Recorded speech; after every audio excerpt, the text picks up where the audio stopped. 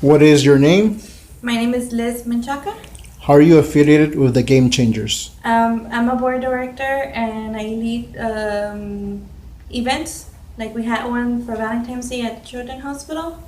I volunteer for the Game Changers. What made you join Game Changers? My father was a veteran and I would see a lot of stuff on him, what he would go through, and I just want to help other veterans. Can you share a little of your testimony? Well, my father was a veteran at the Vietnam War, so he passed away. I think it's gonna be 9 years. It was really hard for me because he would take a lot of. It's really hard for me to talk about. I'm sorry. He would take a lot of medications, and there was to a point that he would overdose because of the medication he was taking, and he had flashbacks. So I would try to keep him awake, not all night, but there was times he was asleep. I would try to stay there with him because sometimes he would get up out of nowhere and start screaming. When my father passed away, because my dad was really, really ill, he had heart problems. So when he was in the hospital, me, my mom, and my aunt and my uncle were there at the hospital. So I was the one who decided to take the machines away from him. So when he passed away, I hated everybody. I hated the world. I hated every man.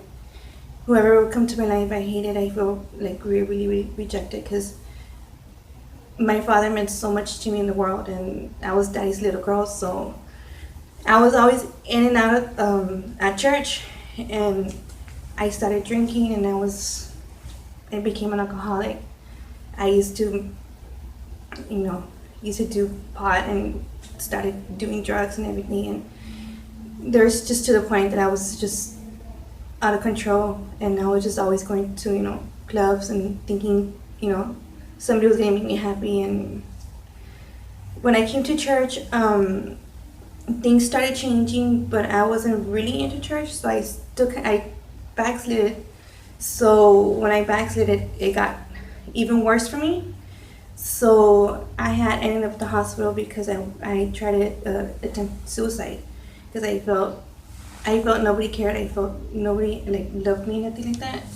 So when I came back again, I was just so tired of everybody and everything I tried, and I told myself, you know what, God, this is it. I can't do this alone anymore. I can't be doing this. I'm hurting myself and hurting other people. So when I came back, I surrendered my heart to God and I repented. So since then, it's been, I think 3 years, almost 3 years.